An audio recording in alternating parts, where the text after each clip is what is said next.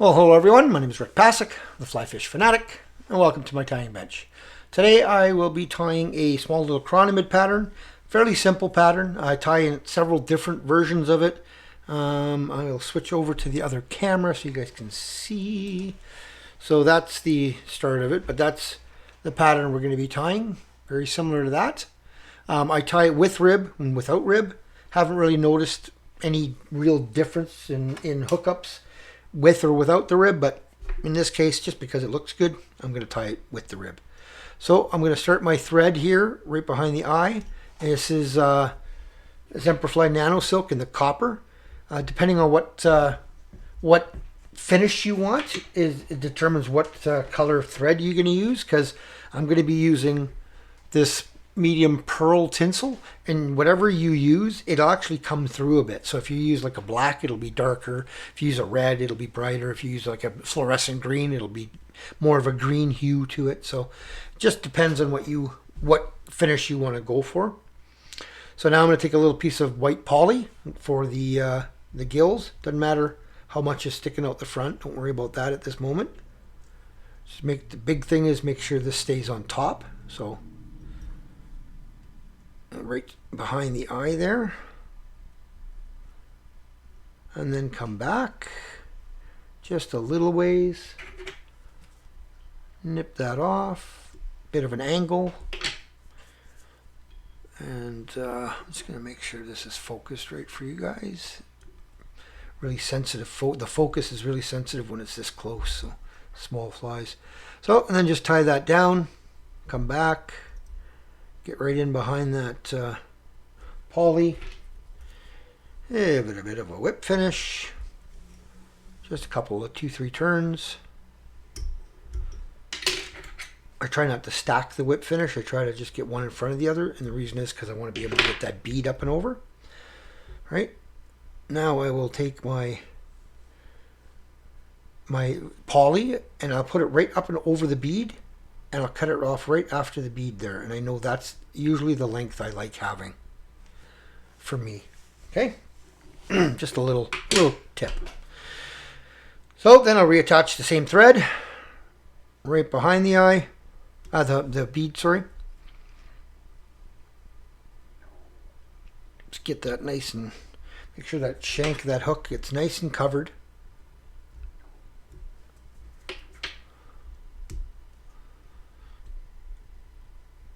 Unspin it just to flatten that thread. Then I'm going to come all the way back around the corner here, about there, and then I'm going to come back up. Touching wraps. I'm going to stop there. I'm going to unspin it again, counterclockwise spin to flatten that thread out.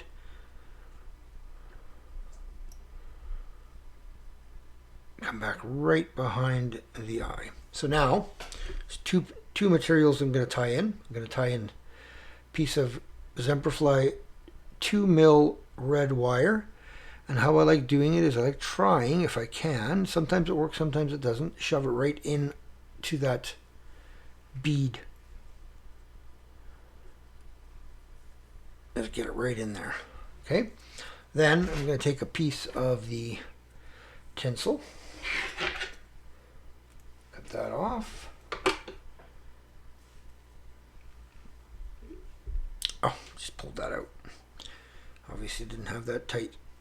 I'm going to just back that off because I don't want to build up too much bulk here yet. I'll do that later. Just going to tie that red back in again, a couple of turns, pull it down till it's back behind the bead.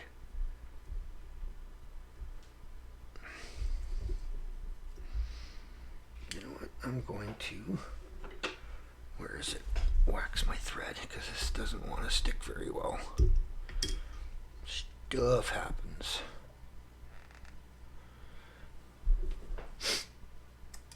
Okay, let's try that again. Get that red wire in there, pull it back until it's behind the bead. There we go. So now I know it's in there.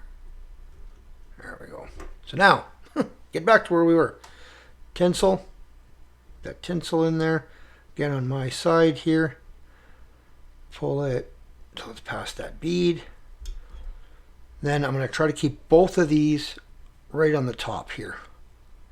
I mean, I know some people say put it on the top, others people say put it on the side. I really don't think it makes that much difference for the balance of the fly. At least I haven't noticed it, so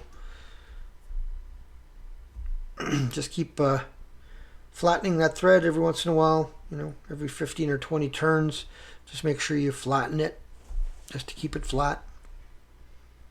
Now I'm going to come back, now that I've gone all the way down, I'm going to come back all the way, and I'm just going to build just a little bit of a taper right up front here, just a little bit. It's not going to be much because I am kind of going to be hiding it with a Peacock herl anyway. So just a little bit of a taper there. See? Try to focus that again. Okay. So now I'm going to take my tinsel here. Get it to come up and over and around.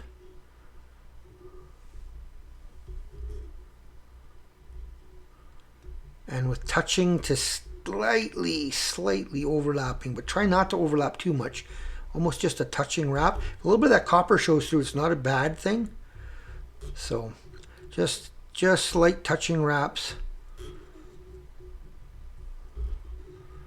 all the way.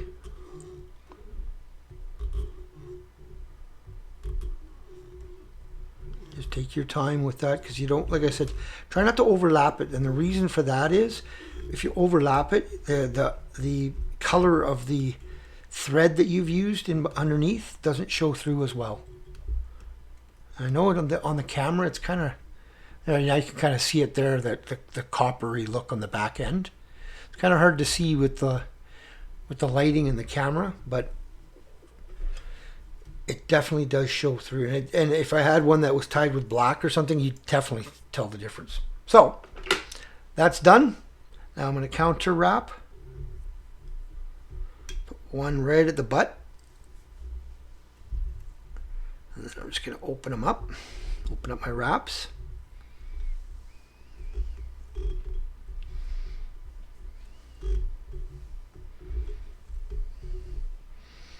Try to keep them halfway decently spaced, so they, again, fish can't count, but I mean, for fishermen, for us, it just looks better, right? So it's tied off. Helicopter. Okay, so now what I like doing is I'll take some Gulf Thinman. I'm just going to give it just a little coat. I don't want too much on these because I don't want to thicken the profile much, but I do want to protect them. So just a little bit on there, right up. Get it underneath.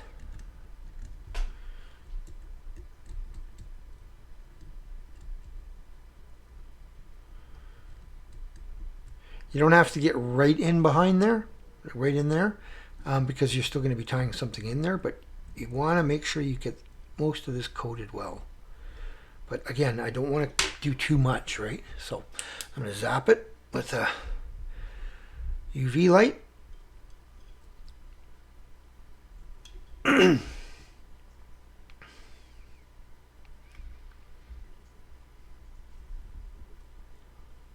Once that's cured, or at least close to cured, should be done by now. Let's see. Yeah, that's pretty good.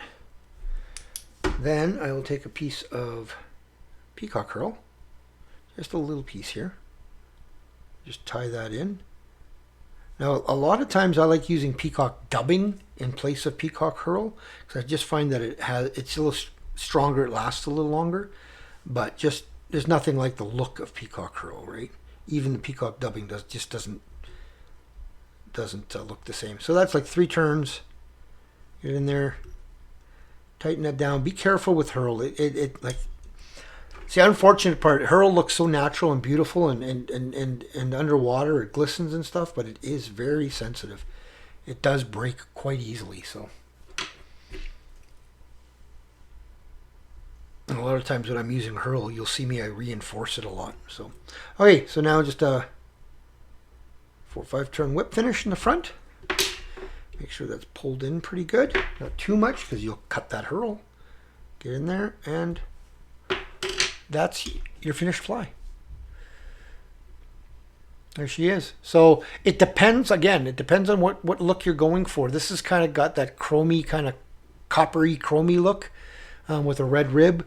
You can, like I said, do it with black underbody, do it with a bright, one that I really like is pretty all the same, but with this bright green underbody, and it just has that slightest green hue to it through that pearl tinsel, right? So again, there's that one with, and then there's this one without the rib. So, but like I said, I really haven't noticed much in the way of catch rate. Actually, I think this one I catch actually more on.